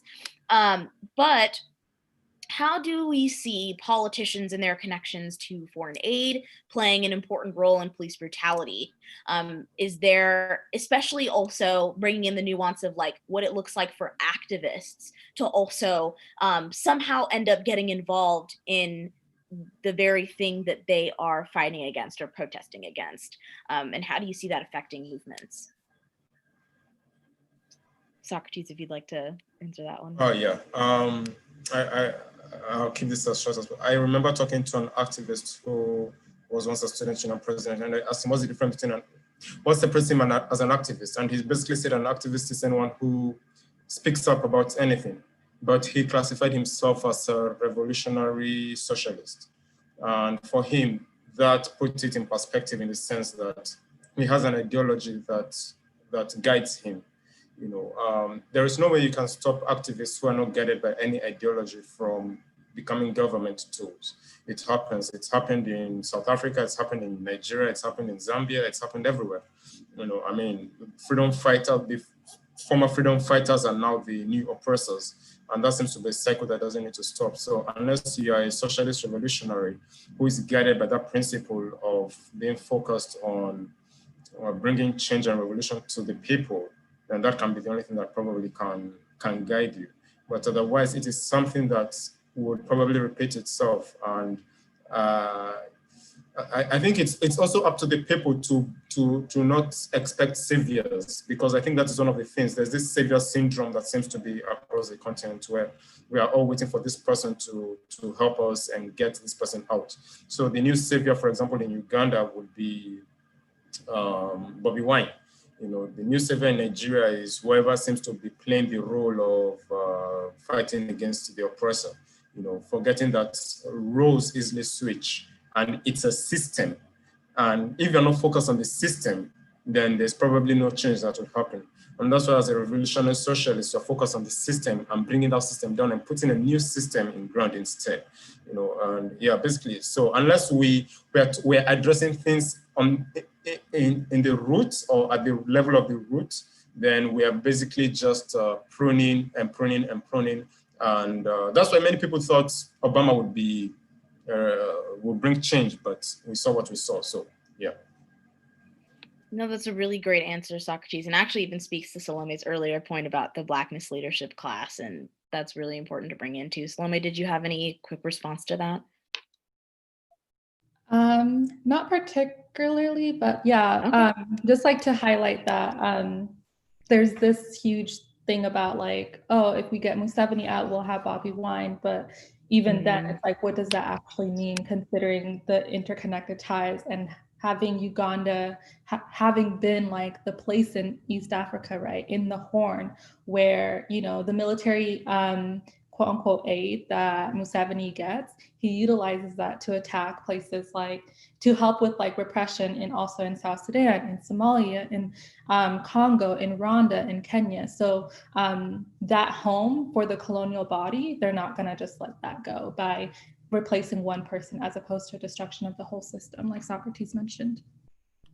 Exactly. No, yeah, I think both of y'all actually really hit the nail on the head in terms of focusing more, not necessarily on the person that happens to be kind of leading these movements, and even then it usually is supposed to be the masses, but then rather giving more focus to the systems that are perpetuating these problems. So thank you for that. And I think Socrates is having technical difficulties, so hopefully he'll be back soon. Last question before we move on to our Q&A. So everyone, if you still would like to ask any questions, that is still open until we answer this last question. So we talked a lot about how these politicians, specifically individual politicians, perpetuate these systemic issues. We've talked a lot about grasping and having a better understanding of the problems that we face of police brutality at the very root, and that has been incredible. We've had an incredible conversation about the connections with economic problems that people may be facing, class struggle, et cetera, et cetera. So kind of everyone I know has been looking into these things and always asking at the end, I think that's our very nature as humans, is like, what can we do? What is the solution, the one solution, which, I mean, we can even unpack that and understand that that's not necessarily the case. But in however you would like to answer that question, Salome, how do you see what we could do in response to a lot of these problems that we're facing? And there's been talk about abolishing the police, abolishing AFRICOM. What does that look like to you? What do these solutions look like to you? Yeah, there's plethora of solutions because, as we've even named in this session, like there's just so many arms at play and there's so much work to be done. And one of the key ways to do work is like in organization and in groups. And so like one great way, if you wanted to get involved, especially those who are from the Horn of Africa interested in Pan-Africanist politics, is joining a space like the HOA Pals. Another thing folks can do is utilize this moment as an invitation to rethink your relationship to the governments you're a part of, rethink your relationship to the lands you are on, and your relationships to each other. What can knowing our true histories and heroes collectively do, not just like on an individual level, but like as a collective? And then as we think about that, even specifically for in the context of Uganda, we then can start asking questions like, okay, do we even need this nation state? You know, one of the things that folks always say is everyone should just come together and peace and all of that. But what does that actually mean, considering the very cultivation of these spaces, right? Can it get us to liberation given its colonial roots? What will happen if folks stop? What will happen if folks stop participating in these sham elections is a question that was asked on that podcast I mentioned earlier. And also, Dr. Tamale reminds us that the ideal of Pan-Africanism cannot be achieved within institutionalized coloniality of state politics. If we accept this truth, what new solutions, outside of the state can we come up with?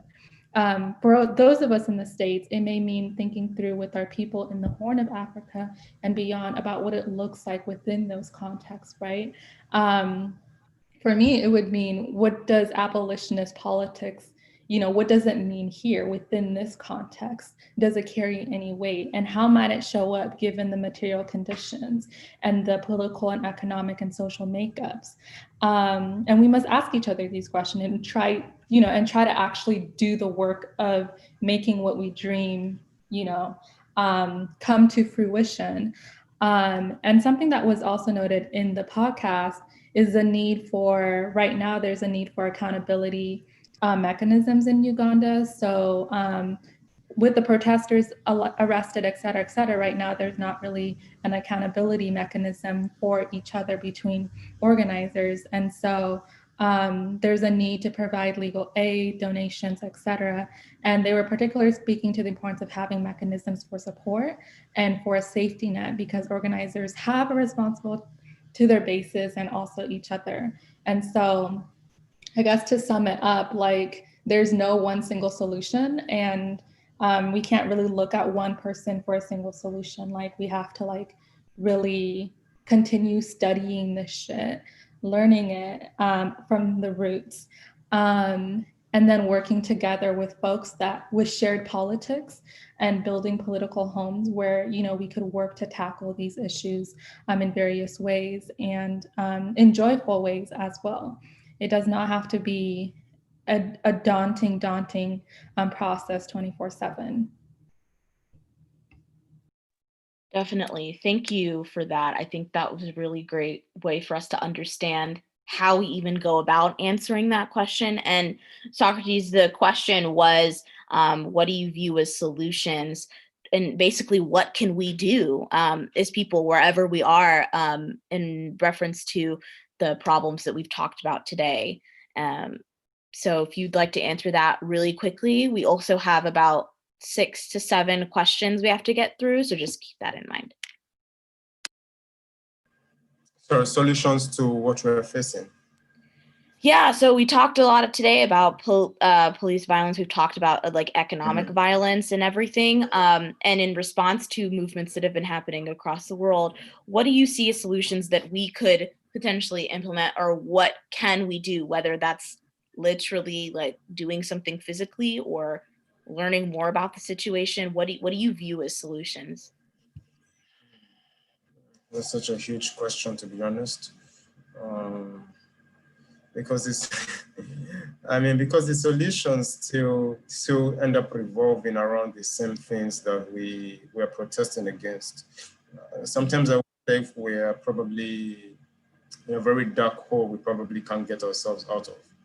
You know, currently the solution in Nigeria, for example, people are proposing, oh, have state policing.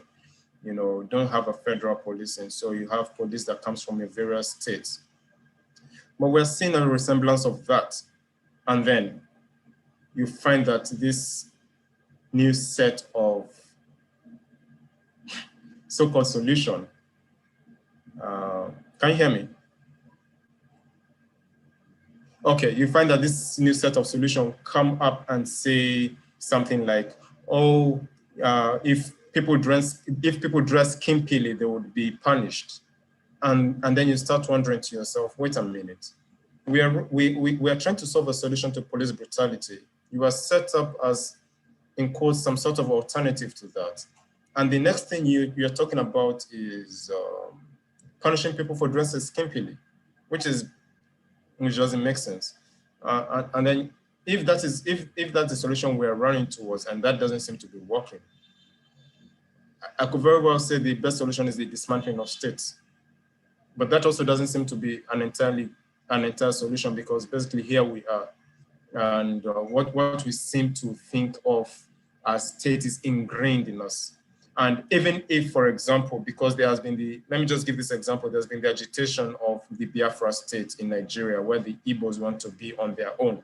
But does that mean that the same state structure, just like in South Sudan, does that mean that that won't still perpetuate itself in a new state? So could it be education?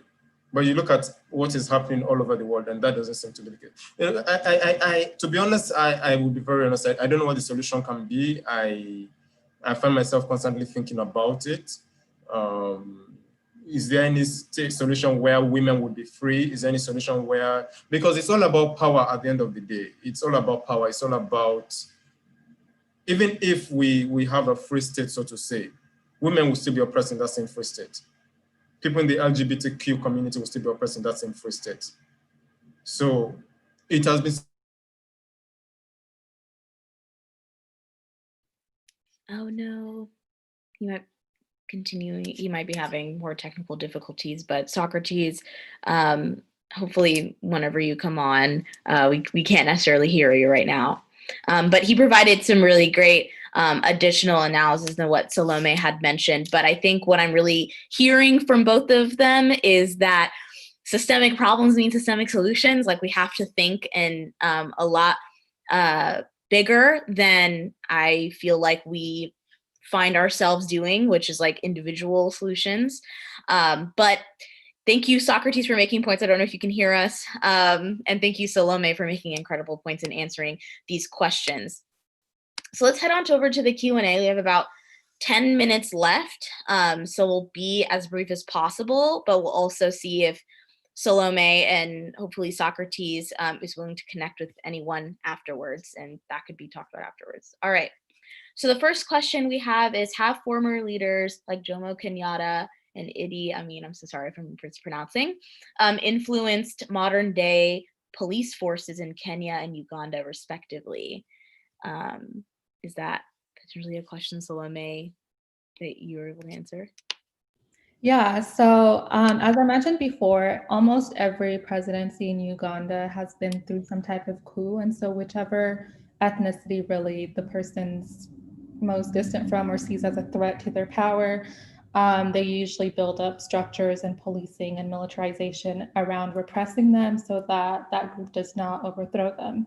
In the case of Idi Amin, one of the groups he repressed were the Acholi folks, whose the documentary that I showed was highlighting parts of that genocide under Museveni, but some of that work had been carried out through Idi Amin's administration as well.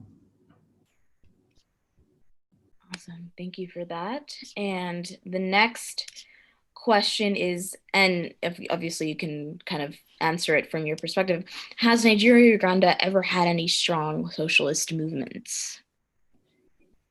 I'm not sure about socialist, but the closest that that the state of Uganda, and when I say state of Uganda, I mean Museveni, I mean all of that, has come to being overthrown was actually shortly after the election in 1985-86. And it was through the Holy Spirit's movement of this woman named Alice Umalakwana, who believed, who utilized spiritual forces and other forms to mobilize like over 10,000 young folks to try to overthrow Museveni. And similar to how Museveni was able to stop her movement in Jinja, he did the same thing with Bobby Wine just a few weeks ago.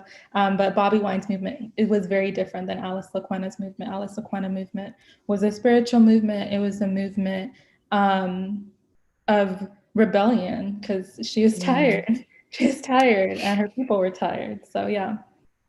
Oh, that's awesome. Wow, that's incredible. And the next question, I guess I could ask this about, okay, so a person had asked, what could those of us moving as future professionals with these concerns in mind do to recognize such structures and continue to connect with others? I don't know. I guess it means by what is meant by like professionals.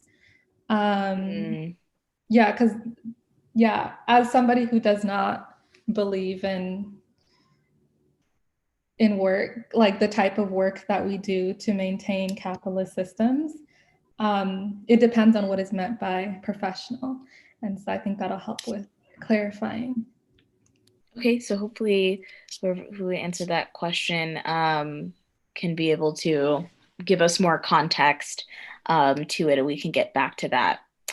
And we have a question in relation to the End Stars movement, but and even though Socrates is not here, I think this is still a good point to raise, and I'm curious for your perspective on this, Salome.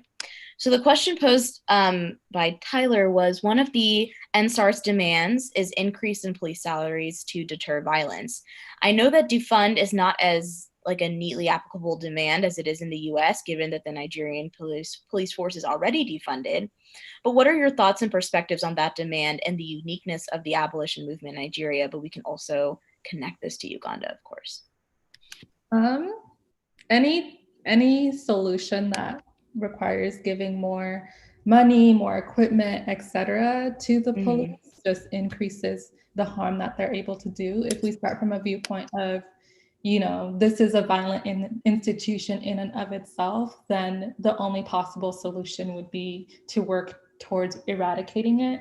And yes, defunding it is like one of the ways, like within the context of Uganda, for example, I forgot the exact money line amount, but there's always a certain budgetary line that is within the Uganda budget that's specifically for like an extra budgetary line that is always for the military and militarization. And so I feel like there's always space to defund more. It's just like maybe redefining what defund means within the different contexts.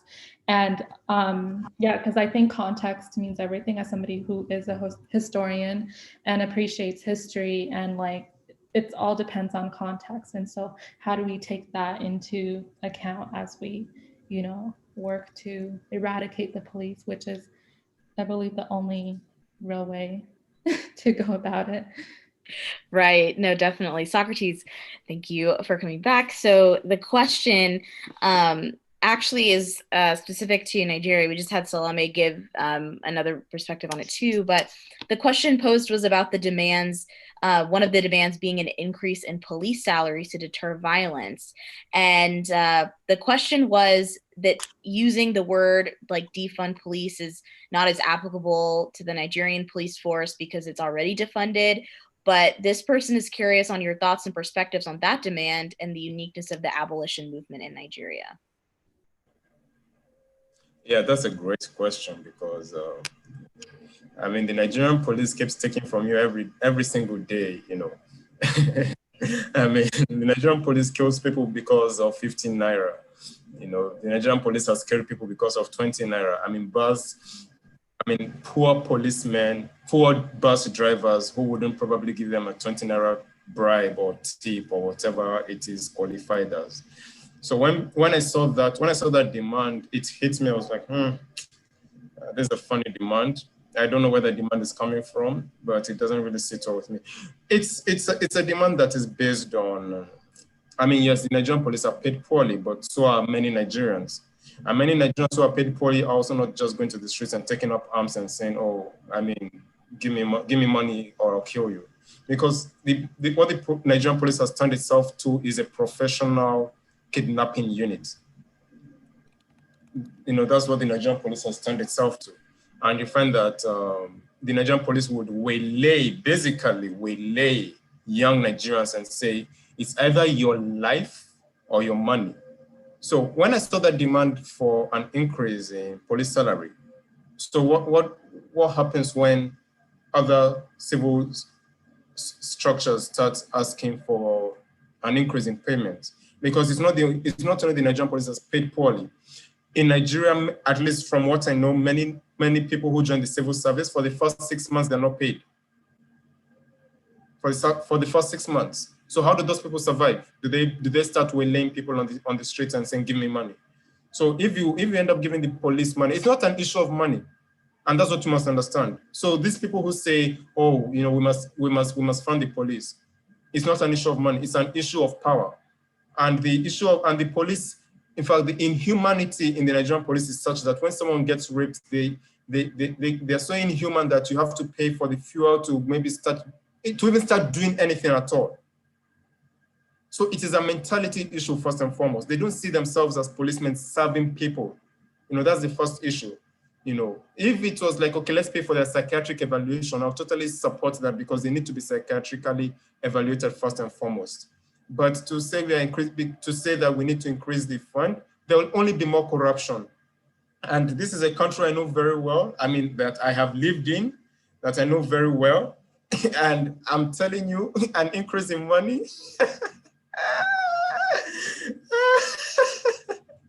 I'm sorry. That was very funny, yeah. But nothing's gonna change, man. True. Money isn't necessarily the answer here, if anything. Thank you for bringing in that perspective, Socrates. I appreciate it. So we have two more questions wanting to be asked from one of our members, Philmon here. So I'll let him go ahead and speak. Hi, everyone. Thanks, Salome and Socrates. Wonderful presentation, and everybody's engaged here. Learning so much. But the key question I had, I think, is related to both countries. For Nigeria, we saw Hillary Clinton and Bill Clinton, out of nowhere, just tweet in support of one country police problems out of 1,000 within Africa. You know, considering their role in Libya and Haiti, how did the public view it in Nigeria? Second, I think it's related to Uganda because there's major celebrities there as well. We saw within the Nigeria diaspora celebrities, even within Nigeria, as far as celebrities pushing for sanction when this NSARS went viral.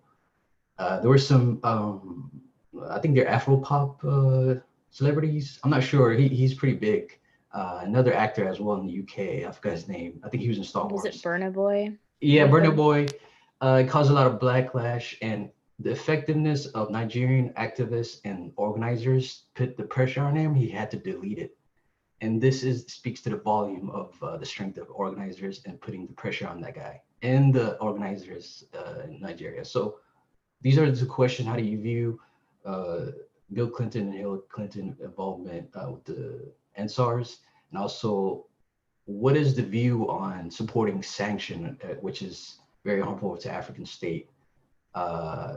Another thing is, I'll just leave it at this. What we're talking about abolishing the state, which is key, but I feel like as leftists or socialists or any other evolving term that you want to use for yourself, we have two challenging tasks ahead of ourselves as pushing abolition of the state, but at the same time making sure that we have a functional state with whenever we have a mass movement or a revolutionary government take over to defend itself toward imperialism, and also reactionary, domestic reactionary. So how do you tackle the need to push this idea, hey, we definitely need to abolish the police, but at the same time, for the moment, we there's a purpose for the state to function. How do you capture people's imagination? I know it's a full load question, sorry. That's it. Socrates? Yeah, let me know if I miss any one of those questions. Let me start with Burna Boy, yeah? First and foremost, I mean, I don't expect anything entirely critical from any celebrity, to be honest. I think we expect too much from them. They're not thought leaders. They are not, I don't know what books they read. Probably few of them read anything at all. So, so the way it works in Nigeria is the enemy of your enemy is my friend kind of thing. And nobody gives a fuck. Am I allowed to swear? But nobody cares about nobody cares about Hillary Clinton and what she has done in Haiti or wherever else she has, whatever else she has done. You know, the end goal of Nigerians is, as far as NSAS is getting that,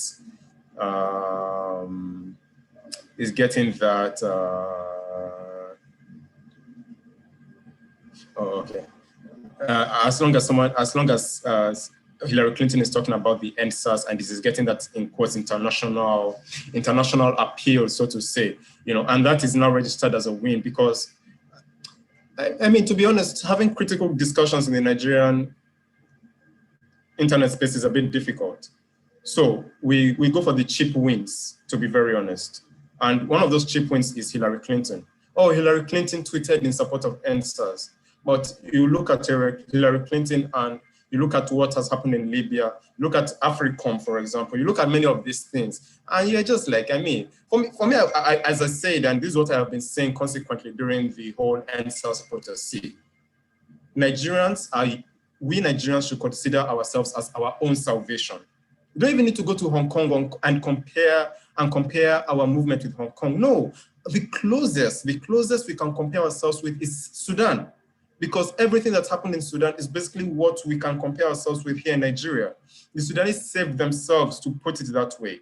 They died in their numbers, but they also saved themselves because they understood that no country would do anything. And so therefore, there seems to be a need to educate and re-educate Nigerians about, first and foremost, the role of countries like America, for example, in a country like Congo, in the role of America in the murder of Lumumba, for example. And this is not something that you find probably many Nigerians talking about. So it is just a cheap win. Oh, Hillary Clinton tweeted about NSAS, and we are so much happy about it, but we're not critical about what it is. Because if the NSAS movement becomes something more violent than it is, are we going to say that, are we still going to have the same support that Hillary Clinton gave to us when things become an issue of interest and not an issue of humanity? Because America has always operated from an issue of interest. You know, that is one of those things. So, I mean, that is, you know, the issue of sanctions is something that also people are not critically thinking about. Of course, there's been the argument that, oh, this is sanctions against individuals. That has been the major argument, because people forget that the same sanctions that are happening in Zimbabwe are hurting Zimbabweans till today. You know, of course, many Zimbabweans will probably give other arguments and counter arguments and all that, but we also have to understand how sanctions also work. Because when Abacha killed the Ogoni 9, there was no damn sanction. Nobody cared about anything. So you have to understand how these people think. But many Nigerians will not sit down to think about how these people think. It is just a cheap win. Oh, the sanctions are going on. Oh, they're talking about NSAS in the British Parliament. Oh, Hillary Clinton is talking about NSAS. And those cheap wins are not translated into anything serious. And it also shows you a reflection of how much, unfortunately, how much the revolution can go deeply in Nigeria. I saw someone talk about the socialist movement in Nigeria, and the socialist movement in Nigeria has actually been in existence for a very, very long time, but it just seems to not have gotten to the mainstream right now. And this is actually a good time for it to get to the mainstream, not just ideologically, but also in changing how people also critically reevaluate so many things in relation to power and struggle, and in relation to the issue of someone like Hillary Clinton commenting on the NSAS protest. Because you also look at the role of Britain in the Nigerian Civil War, you look at the role of Russia in the Nigerian Civil War, you look at the role of Britain in apartheid South Africa, and from there, before it happens to you as a country, as a nation, Nigeria, you can already deduct and see that this is what is happening in these various countries. These are the positions America has taken as a country.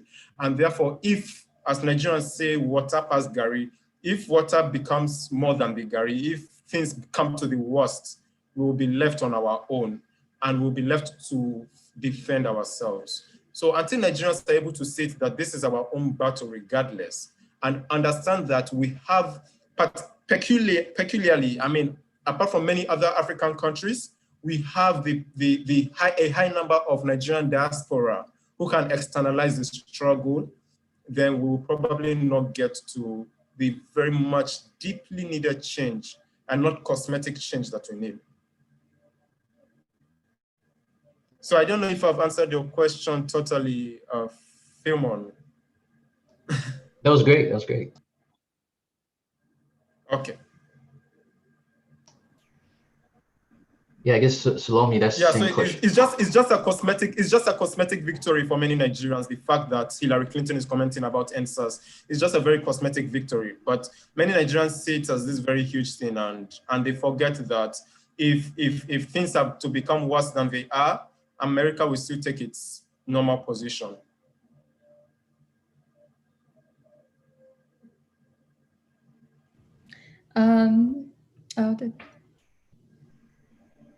Okay, yeah, I can answer this to some degrees. I think part of a praise of Clinton tweeting anything kind of speaks to how liberalism functions. And so I'll highlight it, not necessarily in the case of Libya and Haiti, which is more documented, but more in the case of South Sudan, which is less documented and less widely spread out. And so in 2016, Intercept report by Nick Turse, it outlines how Hillary Clinton under the Obama administration aided militaries in South Sudan. So in 2008, the US passed legislation called the Child Soldier Prevention Act, which banned them providing quote unquote military assistance to countries with child soldiers. In order to bypass this legislation and continue funding Salva Kiir, the White House issued annual waivers since South Sudan's independence in 2011 so that they can continue providing military quote unquote aid, which is like equipment, trainings, etc., to Salva Kiir's military so that he can continue ultimately killing South Sudanese folks that he sees as a threat to his power.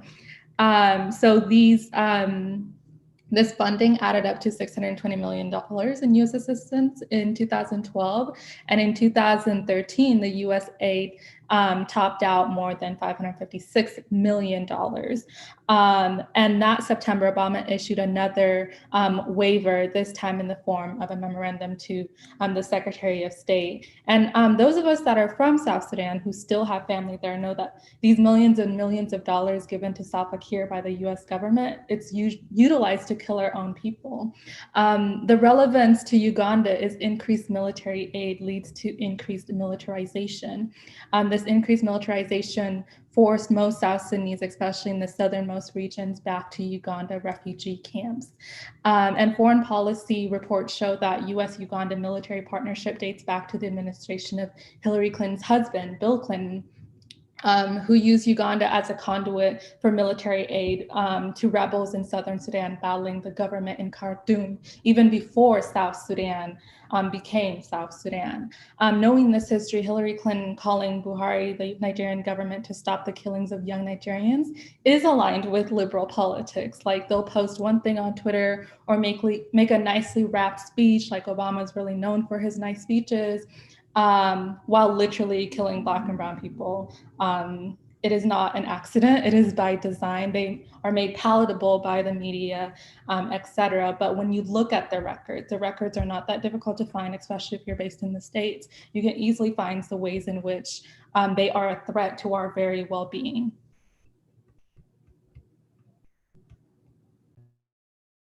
I answered part of your question, but that's because it's 2:12. Oh, that was great.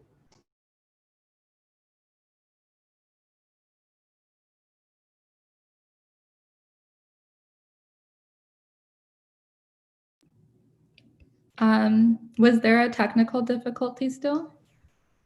Yeah, I think Yolan is on mute. Okay.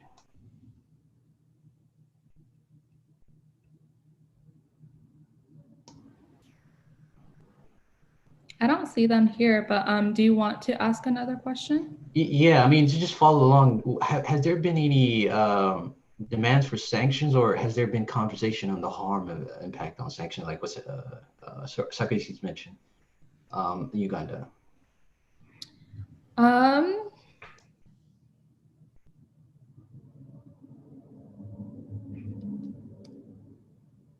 Like when it comes to sanctions, it's complicated, especially with Uganda, because, you know, like with Museveni's presidency, they're not really gonna do too much with them. But in the case of yeah, it's like a much more difficult question to answer, and something that I have to think about more. Okay. Just last question, as far as Bobby Wine, I didn't realize he was really close with there was even an image with him attending a U.S. embassy event, and he was close with the former U.S. ambassador. And also, it seemed like he said some controversial takes in the past as far as within the queer community and the harm that he has very conservative views in the past. So do you think it's dangerous, and there's interest for him to be centered within this mass movement, which delegitimize the other issue of class and other problems within Uganda that's very complicated, as you mentioned? Do you think centering Bobby Wine like this is an issue, given his politics and his closeness with the U.S. Embassy? Yeah. And part of my spark for the hesitation with Bobby Wine too is that, you know, like if, you know, anybody who's elected is willing, he's met with a US representative in order to try to get, you know, to try to get Museveni to stop doing what he's doing. But that type of, even sitting down with an elected official in the US shows some level of hope in the US system, shows some level of that like it's possible for the US to help Uganda in any type of way, given the long legacy. And so that makes me a bit hesitant. And also, what makes me hesitant overall when it comes to presidencies, no matter where it is this thing of believing that, okay, if this person comes in, even if their politics aren't always aligned, et cetera, that, you know, things are going to be different. And maybe they are a little bit different, et cetera, but like the roots are still there. So whatever difference you perceive, especially if you're somebody who's classed, who, you know, whose material needs are met, those don't necessarily last for too long.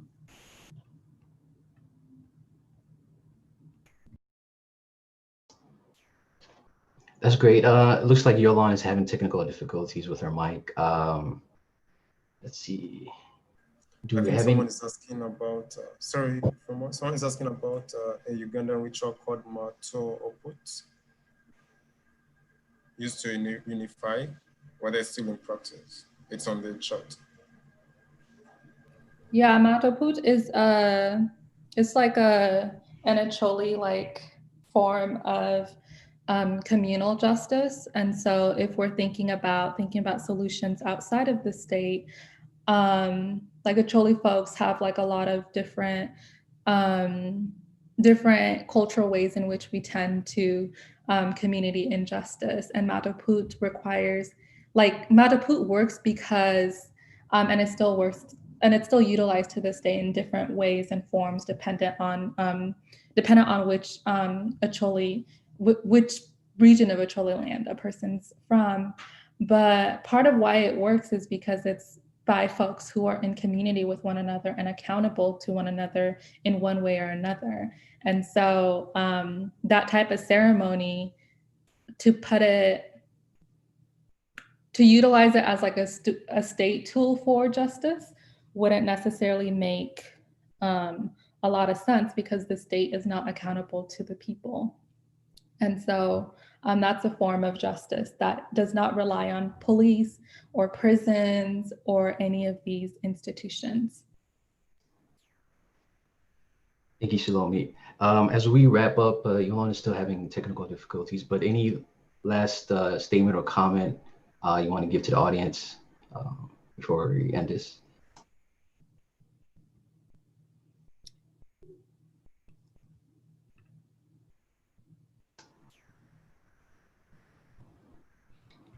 Okay, guys. Well, this has been a wonderful conversation. Like Yolan mentioned, it's available on your YouTube channel for anybody to review. Yeah, just follow our Twitter account, Facebook, and we'll definitely have more future panels like these to further push you to question liberal ideology and just more look at the situation within our continent from an anti-imperialist lens, and also understanding the Pan-African tradition as well. Thanks, Salome. Thanks, Socrates. Sorry about that, Yolan. I know you had some issues. But thank you very much. This has been great. Really appreciate it. Thank you, Yolan, for moderating. Thanks, guys. Appreciate it.